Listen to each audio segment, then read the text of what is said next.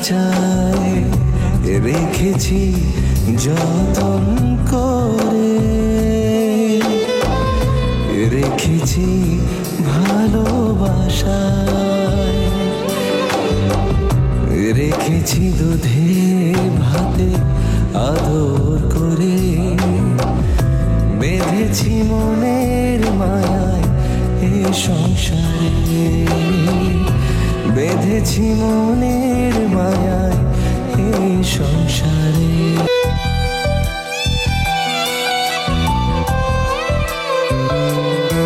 এই হাসি কান্নায় ভরা মায়ার সংসারে, বাঁধাছি মায়ায় মায়া মায়ার বাঁধনে।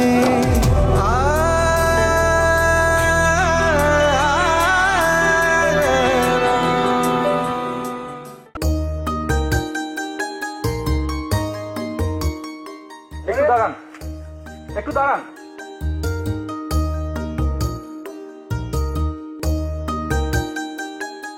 আপনি আপনার মতামত জানিয়ে দিয়েছেন, তারপরও আপনাকে বিরক্ত করছি, এর জন্য আপনি সত্যি দুঃখিত। কিন্তু আপনাকে কয়েকটা কথা না বলে আমার এখান থেকে যেতে ইচ্ছে করছে না, তাই।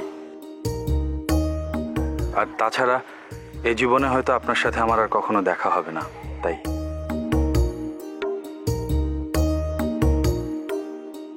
দোষটা আসলে আমারই। আপনার মনের খবর না জেনেই আমি অনেক বড় একটা স্বপ্ন দেখে ফেলেছি। এটা আপনার দোষ না, এটা আপনার অহংকার। আপনি ধরেই নিয়েছিলেন গ্রামের একটা সহজ সরল মেয়ে আপনার প্রেমের প্রস্তাবে দেই দেই করে নেচে উঠবে। আপনি যখন এরকমটা ধরেই নিচ্ছেন, তখন আমি আপনার ধারণাটা বদলে দিতে চাই না। তবে সত্য হলো এই যে আমি এরকমটা ধরে নেইনি।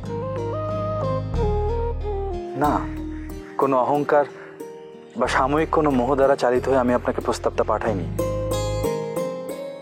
আমি সত্যি সত্যি আপনাকে ভালোবেসে ফেলেছি। কিন্তু আমি তো আপনাকে। থাক না, তার আর কি কাজ। বরং আমি যেটা বলতে এসেছি সেটা বলেই চলে যাই। দেখেন, আমি আমার সত্যটা বলে যাই, বিশ্বাস করা না করা আপনার ব্যাপার। প্রেম ভালোবাসা এই ব্যাপারগুলো কখনোই আমাকে আলোড়িত করেনি আপনাকে দেখার আগ পর্যন্ত। এবং এটাও আমার জানা ছিল না যে ভালোবাসা মানুষকে কতটা অসহায় করে তোলে। নিজের মধ্যে তৈরি হওয়া ভালোবাসা আমাকে এমন একটা জায়গায় এনে দাঁড় করিয়ে দিয়েছে যে আমার এতদিনের সংস্কার আমার কাছে মিথ্যে প্রমাণিত হয়েছে। আপনি যে আমাকে ফিরিয়ে দিলেন, এতে আপনার কোনো দায় নেই। দায়টা আমার জীবনের। জীবন আমাকে এমন একটা ঘাটে এনে দাঁড় করিয়ে দিয়েছে, যেই ঘাটে আমাকে পার করার জন্য না আছে তরি, না আছে তরুণী। অথচ আমার এপারে থাকারও কোনো উপায় নেই, ওপারে যাওয়ারও কোনো উপায় নেই। তাই শূন্য ঘাটে পারাপারের অপেক্ষায় আমৃত্যু অপেক্ষা করব আমি। যদি তরি এসে আমাকে তুলে নেয় ভালো, আর না হয়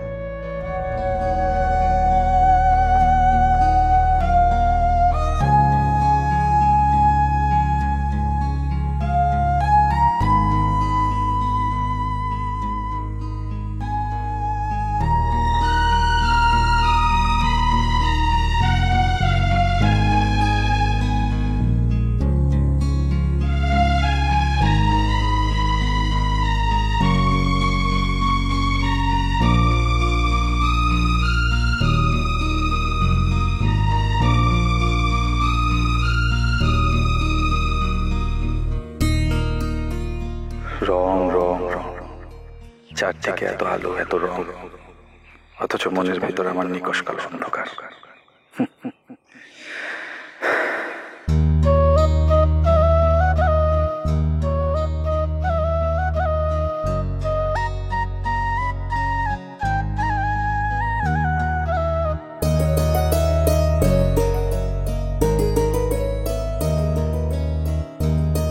মানুষ কত অদ্ভুত, তাই না রে সোহেল? কি বিচিত্র তার মনের গতি। তুই আমার এত দিনের বন্ধু, অথচ সামান্য একটা বিষয় নিয়ে আমি তোকে ভুল বুঝতে শুরু করেছিলাম। সরি রে, আমাকে ক্ষমা করে দিস। বিষয়টা কি সত্যি সামান্য?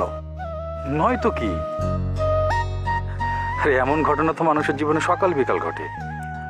হয়তো হয়তো মানুষের জীবনে সকাল বিকাল ঘটে, কিন্তু তোর জীবনে তো ঘটেনি। তার মানে কি তুই আমাকে মানুষের মধ্যে ধরছিস না? না, ধরছি না, কারণ তোকে আমি ভালোভাবে চিনি। আমি বেশ বুঝতে পারছি এই ঘটনাটা তোর জীবনটাকে এলোমেলো করে দিবে। এটা ভেবে আমি তৃষ্ণার বাবার সাথে কথা বলেছিলাম, তিনি রাজি হয়েছিলেন। কিন্তু তৃষ্ণা, আমি বুঝতে পারলাম না ও কেন রাজি হলো না। বিশ্বাস নেই তাই? বুঝলাম না। ওর কোনো দোষ নেই, এটা ওর সংস্কার। শহরের বড়লোকের ছেলে গ্রামে ওর মতো একটা মেয়েকে ভালোবেসে বিয়ে করতে চাইবে, এটা ওর বিশ্বাসে কুলায় না। ও মনে করে এটা শহরের বড়লোকের ছেলের ক্ষণিকের মোহ মাত্র। প্রথমে মনে হয়েছিল, কিন্তু এখন আর না। আচ্ছা, তোর কি মনে হয় এটা কি আমার ক্ষণিকের মোহ? আচ্ছা, তুই একটু বিবেচনা করে বলতো, শহরের এরকম একটি ধনাঢ্য পরিবারে জন্ম নেয় কি আমার অপরাধ? আর সেই অপরাধে ওকে ভালোবাসার অধিকার আমার থাকবে না, এটা কেমন কথা? এই জীবনে একটা মুহূর্তের জন্য কারোর প্রতি আমার মন দুর্বল হয়নি, অথচ যাকে আমার মনে এত ভালোবাসলো, যাকে নিয়ে এত স্বপ্ন দেখলো, সেই কিনা আমাকে শূন্য হাতে ফিরিয়ে দিল। আমার অপরাধ, আমি শহরের বড় লোকের ছেলে। আমি যাই রে সোহেল। যাই মানে? তুই কোথাও যেতে পারবি না, তুই আমার সঙ্গে থাকবি। আরো কয়েকদিন তুই আমার সঙ্গে কাটাবি, তোর মনটা শান্ত হবে, তারপরে যাবি। এখানে থাকলে আমার মন শান্ত হবে না রে, আমাকে যেতে হবে, আমাকে যেতেই হবে।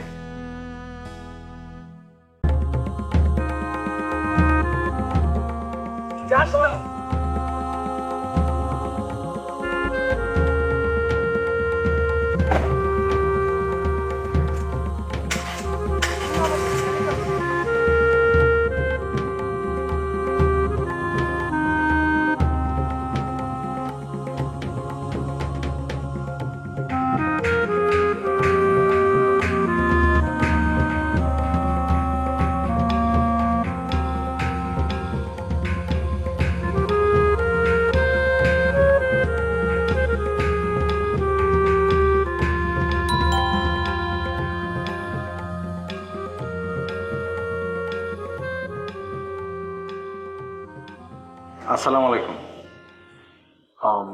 ভাইরে একটু ডাকেন, বলেন কাজল আসছে।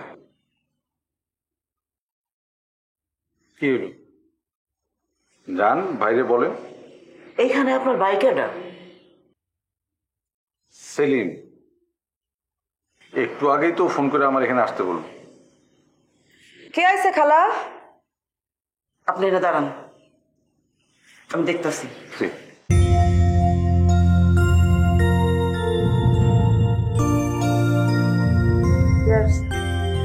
সেলিমের ভাই কাজল।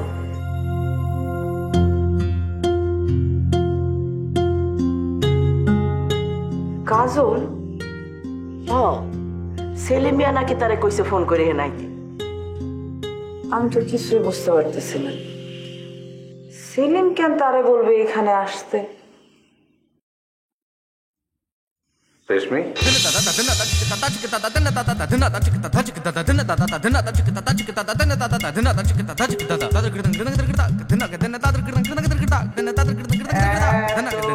দিন তো শিলারে হলুদ আগানে বাগানে আজকালে আইসরে হলুদ এত দিন তো শিলারে হলদি আগানে বাগানে আজকাল আইলারে হলদি সেলিমেরি বরণে এত দিন তো শিলারে হলদি আগানে বাগানে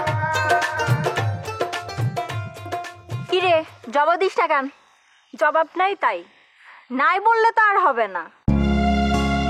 আমি রাস্তার কেউ না, চলন্ত পথে তোমার সাথে আমার পরিচয় না যে। জবাব নাই বলে তুমি আমারে বিদায় করে দিবা। আমি তো সই, বিষয়টা জানার অধিকার আছে আমার। সুতরাং তোকে বলতেই হবে কেন তুই জিম ভাইয়াকে ফেরত দিবি। আচ্ছা, তোদের সমস্যাটা কি? কি ধরে নিয়েছিস তোরা আমাকে? আমার নিজের কোনো চিন্তা ভাবনা ধ্যান ধারণা থাকতে পারে না? কেউ একজনের সঙ্গে আই লাভ ইউ বললে অমনি আমার বিয়ের পিড়িতে ধেই ধেই করে বসতে হবে? না, আমি তো তোরে সেটা করতে বলছি না তো। আমি শুধু তোর রাজি না হওয়ার কারণটা জানতে চাই। আর জিম ভাইয়াকে তুই কেউ একজন বলতে পারিস না। সে ভাইজানের বন্ধু, সেই হিসাবে আমারও ভাই। আর আমি যতটুকু জানি, বিয়ার প্রস্তাব ফিরাই দেওয়ার মতো তোর জীবনে কোনো কারণ নাই। নাকি আছে যা আমি জানি না? মানে সত্য করে বলতো, তোর জীবনে কি কেউ আছে যার জন্য তুই জিম ভাইয়ারে ফিরাইয়া দিলি? তুইও আমারে ভুল বুঝলি? এটা ভুল বোঝার মতো কথা না তৃষ্ণা। এরকম হতেই পারে, হয়তো তুই আমারে জানাইতে চাইস নাই। তোকে না জানানোর মতো আমার জীবনে কোনো কিছু নেই। তাইলে কোনোদিন তো তোর কাউকে না কাউকে বিয়ে করতে হবে। তাইলে জিম ভাইয়াকে না কেন? তুই আমার সই, তুই ভালো থাকলে, শান্তিতে থাকলে আমি ভালো থাকবো। ভালো থাকার এইরকম সুযোগ তুই কেন অবহেলা করছিস? আমিও একটা মেয়ে তৃষ্ণা, ছেলেদের তাকানো, ছেলেদের ভালোবাসা আমিও বুঝি। তাই আমি তোকে আজ বলে রাখছি, জিম ভাইয়ার মতো এত ভালো জগতে কেউ তোকে বাসবে না। তোর জন্য আমি তাকে কান্না করতে দেখছি তৃষ্ণা। ভাইজানকে জড়ায় ধরে সে কি কান্না তার! সত্যিকারের ভালো না বাসলে কেউ কারোর জন্য চোখের জল ফেলে না। কষ্ট আমারও হয় রুনা। নিজের সাথে আমিও অনেক লড়াই করেছি, কিন্তু আমার মন সায় দেয় না। আর আমার মন যেটা চায় না সেটা আমি কি করে করব? ভালোবাসা আমিও বুঝি রুনা, আবার ভালোবাসার মোহটাও আমি বুঝি। মোহ? বড়লোকের ছেলেরা ওরকম খামখেয়ালি হয়, তাদের এক মুহূর্তের সত্য পর মুহূর্তে মিথ্যা হয়ে যায়। কি বললি? তুই তারে কান্না করতে দেখছিস তাই না? অহংকারে আঘাত লাগলেও মানুষ কান্দে। কি বলস তুই এইসব? গ্রামের একটা সাধারণ মেয়ে আমি, কোন দিক থেকে রাজযোগ্য না?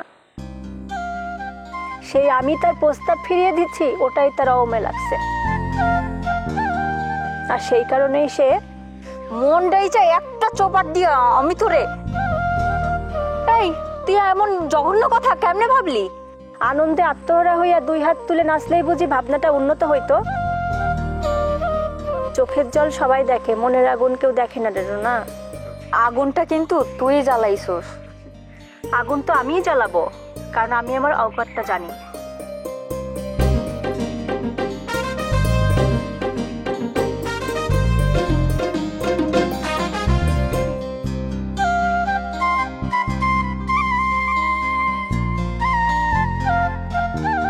কি ব্যাপার, কি এত ভাবতেছো? না, ভাবছি বিষয়টা এত দূর গড়াবে আমি আসলে বুঝতে পারি নাই। জিমের মুখটা তুমি যদি দেখতে ওই সময়। আচ্ছা, তৃষ্ণার সমস্যাটা কি? যেখানে ওর বাপ রাজি হইলো, যেখানে তুমি আসো। আমি তো সেটাই বুঝতে পারতেছি না। আমি কি একবার কথা বলে দেখবো? কি কথা বলবা? জিম নিজেই তো কথা বলছে। অনেক কষ্ট পাইছে জিম ভাই। হ্যাঁ, ভয়টা তো আমার ওইখানেই। আসলে ওকে এভাবে যেতে দেওয়া আমার উচিত হয়নি।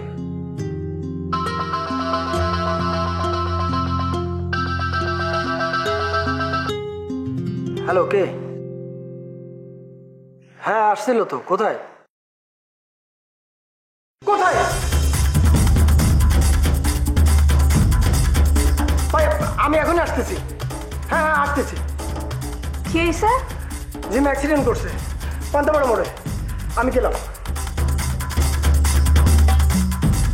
কি বললো তুমি? ওর নাম রেশমি। ভাইয়ের সাথে তার খুব ভালোবাসা ছিল। আমাদের বাড়িতেও আসছে বেশ কয়েকবার, আমাদের সবার সাথে গল্প গুজব হয়েছে। আম্মাও খুব পছন্দ করতো তাকে। তাহলে বিয়ে হলো না কেন? সেইটা আমরা কেউ জানি না। ভাইয়ের সাথে জানি তার কি হইল, মেয়েটা হঠাৎ করে হাওয়া হয়ে গেল। আর মাও ভাইয়ের মুখ থেকে কিচ্ছু বের করতে পারল না। একদিন ভাই বাড়িতে এসে বললো, এই বাড়িতে কেউ জানো রেশমির নাম পর্যন্ত উচ্চারণ নেই। ব্যাপার। আজ এত বছর পর ভাই যে গোপনে, আমি যদি কালকে রাত্রেও জানতাম, মায়ের যদি জানাইতাম, তাহলে তুমি বুঝতে পারতেছো কত বড় একটা ঝামেলা হয়ে গেল। কি ঝামেলা মাইজা ভাই? না, ওই যে বাড়ির এক একজন এক এক দিকে চলে গেল, এর মধ্যে মা ভাইয়ের বিয়েটা দিয়ে দিল। এই জন্যই বলতেছিলাম আর কি, সবাই যদি আসতো তারপরে যদি করতো। মাইজা ভাই, এই বাড়িতে সবার আসা না আসার কিছু যায় আসে না। বাড়ি আম্মার, আম্মার যা ইচ্ছা তাই হইব। না না, সেটা ঠিক আছে, কিন্তু এখনো যখন সবাই একসঙ্গে আসি।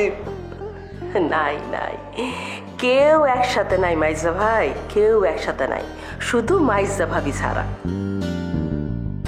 আর মাইজা ভাবি থাকা মানে তো আপনারও থাকা। ওয়াদা কইরা ওয়াদা বরখেলাপ করার স্বভাব তো তোমার নাই। শুধু এই একটা কারণে মাইজা ভাবি আমি তোমারে সেলুট করি, আর এই একটা কথার কারণে তুমি এই বাড়িতে টিকা গেলা। তুমি কিসের ওয়াদার কথা কইতেছো সাহেব?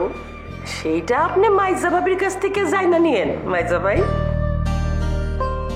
ও, আমি যেই কারণে আসছিলাম, আপনার মনে আছে মাইজা ভাই, কয়দিন আগে বাড়িতে একটা লোক আসছিল তার মাইয়ারে খুঁজতে? ভাই নাকি তার মাইয়ারে নিয়ে আসছে।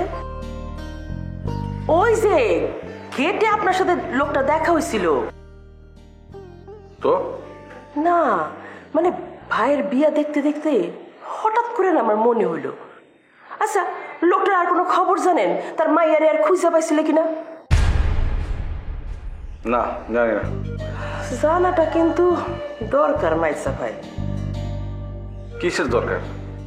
বলা তো যায় না, ওই মাইয়ার খোঁজে লোকটা এই বাড়িতে আবার আসতে পারে। আগের বার আমি যেখানে দাঁড়ায়া আপনার আর ওই লোকের কথা শুনছিলাম, বলা তো যায় না এইবার সেই জায়গায় ওই নতুন বউ তো খাড়া থাকতে পারে।